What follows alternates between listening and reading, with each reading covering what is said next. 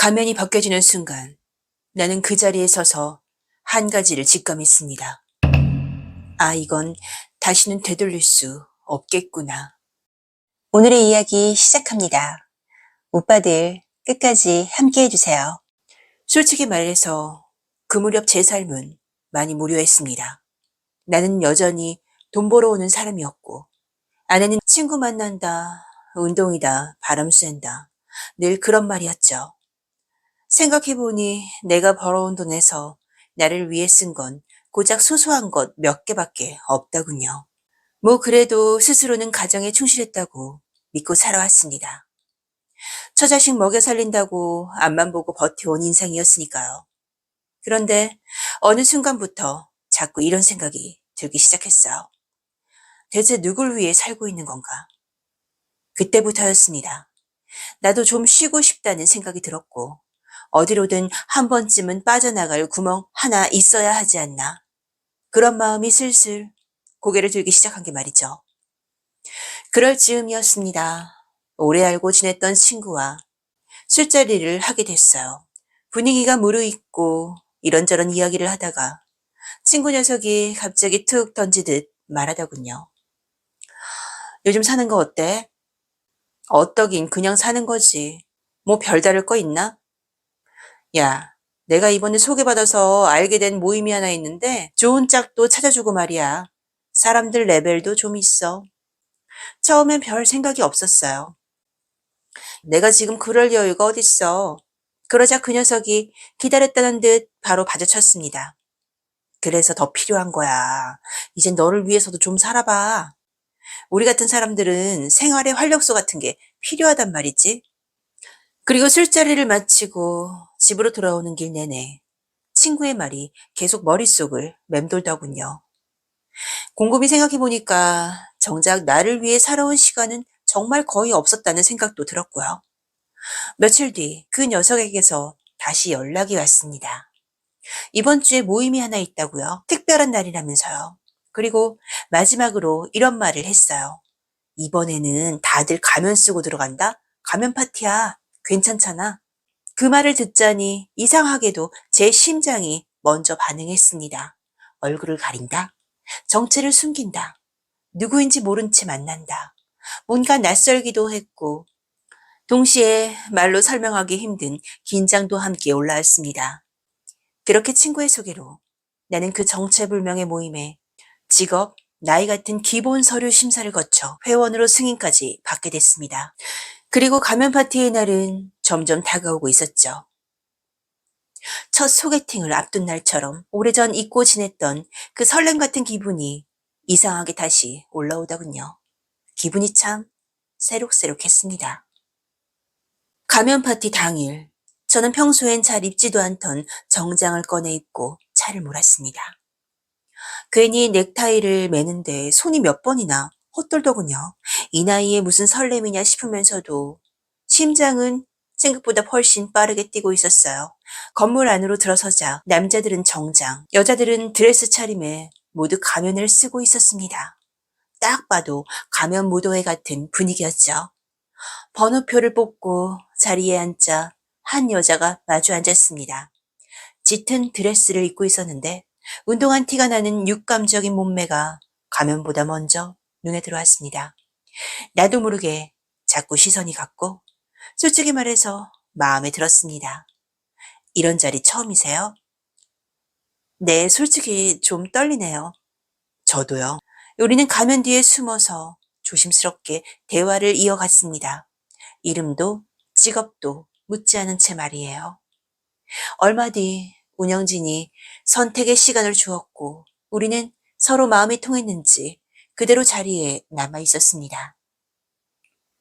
그때부터는 서로 사는 얘기, 요즘 느끼는 허전함 같은 것들을 조금 더 솔직히 털어놓게 됐어요. 오랜만이었어요. 이런 느낌은. 시간이 흐르고 마지막 안내가 나왔습니다. 서로 이분이다 싶으시면 이제 가면을 벗으세요. 그 순간 제 심장이 쿵 내려앉았습니다. 그녀가 먼저 가면에 손을 올렸습니다. 끈이 풀리고 가면이 천천히 내려오던 순간 나는 아무 생각도 못한 채 그 이름을 그대로 내뱉고 말았습니다. 정식이 엄마? 그녀 얼굴이 순간 굳더니 조용히 말하더군요. 쉿! 여기서 그 이름 부르지 마요. 파티가 끝난 뒤에도 그날 얼굴은 이상하게 머릿속에서 잘 지워지지 않더군요. 며칠이 지나고 그날 일은 그냥 꿈처럼 묻히는 줄만 알았습니다. 그런데 어느 날 저녁 아이를 학원에 내려주다가 그녀를 다시 봤어요. 그녀도 나를 보더니 잠깐 걸음을 멈추더군요. 눈이 마주쳤고 서로 아무 일도 없었던 듯 인사만 했습니다. 안녕하세요. 아, 네. 학원 앞 주차장에는 우리들만 조용히 남게 됐죠. 나는 잠깐 망설이다가 조심스럽게 말을 꺼냈습니다. 차나 한 잔 잠깐 하실래요? 그녀가 잠시 나를 보더니 말하더군요. 네, 그럴까요? 애들 오늘 늦게 끝난대요. 그 말에 그녀도 나와 이야기를 하고 싶다는 게 느껴졌습니다. 근처 카페에 들어가 커피를 마시며 나는 조금 더 솔직해졌습니다. 그날은 너무 당황했는데 오늘 다시 보니까 자꾸 그날이 떠오르네요. 그녀의 시선이 잠깐 흔들리는 게 보였습니다. 우리 그날 일은 끝까지 비밀로 해요. 당연하죠. 솔직히 많이 생각났어요. 저도 그래요. 그런 데서 뵐 줄은 정말 몰랐어요. 잠시 정적이 흐른 뒤 그녀가 먼저 말을 꺼냈습니다. 저기 그러지 말고 우리 이왕 이렇게 된 거 한번 만나볼까요? 저 어떠세요? 아, 같은 마음 아닐까요? 나는 그 말에 이때다 싶어 미친 척하고 용기를 내서 말했습니다. 그럼 우리 지금 확인해 볼까요? 그 말에 그녀는 잠깐 망설이다가 이렇게 대묻더군요. 애들 학원 갔는데 괜찮을까요? 그녀의 눈빛을 보니 이미 마음은 정해져 있는 듯 했어요. 나는 시선을 피하지 않고 말했습니다. 그러지 말고 우리 감정에 솔직해질까요? 이 시간이 오히려 더 짜릿하지 않을까 싶어요. 그리고 더 이상 말로 설명하지 않았습니다. 먼저 차문을 연 건 나였어요. 그녀는 아무 말 없이 조수석에 올라탔습니다. 차 안에는 숨소리와 엔진 소리만 조용히 흘렀습니다. 어디로 가고 있는지 서로 묻지도 않았어요. 차 안은 이상하게도 점점 뜨거워지는 것만 같았어요. 모텔 간판 불빛이 느릿장 위로 스쳐 지나가고 저는 그대로 주차장 안으로 들어갔습니다. 그리고 광문은 닫혔습니다. 이미 되돌릴 수 없는 순간이었죠. 솔직히 말하면 마음은 한참 전에 들어와 있었는데 몸이 잠시 늦게 따라온 느낌이었어요. 내가 서두르지 않자 그녀가 먼저 다가와 말하더군요. 가만히 있어요. 내가 알아서 할게. 그렇게 그녀가 먼저였고 나는 그 흐름에 조용히 내 속도를 맞췄습니다. 밖의 세상과는 완전히 분리된 그 공간에서는 아무 말도 필요하지 않았어요. 감정을 숨길 이유도 없었고 변명할 필요도 없었습니다.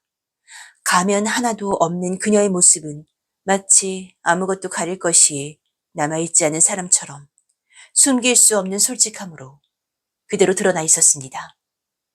그 순간 눈으로 본 것보다 더 많은 걸 본 것 같은 기분이 들더군요. 그 앞에서 나는 한동안 정신을 제대로 차리지 못했습니다. 짧은 시간이 어찌 흘러가는지도 모를 만큼 말이에요.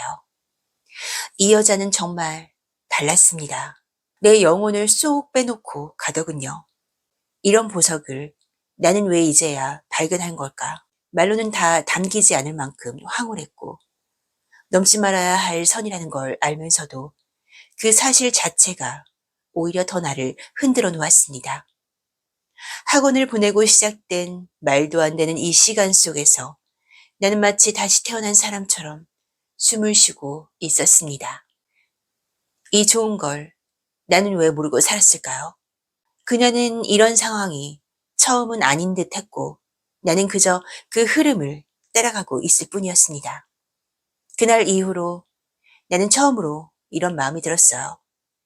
이제는 남은 인생 즐기면서 살아도 되지 않겠냐고요. 이 관계가 언제까지 이어질지는 솔직히 나도 모르겠어요. 다만 지금은 아무 계산도 하지 않은 채 그냥 이 순간을 즐기고 싶네요.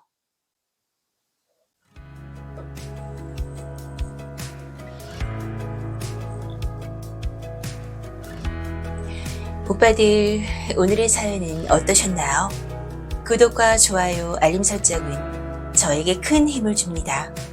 오늘도 끝까지 함께 해주신 오빠들 정말 감사드려요.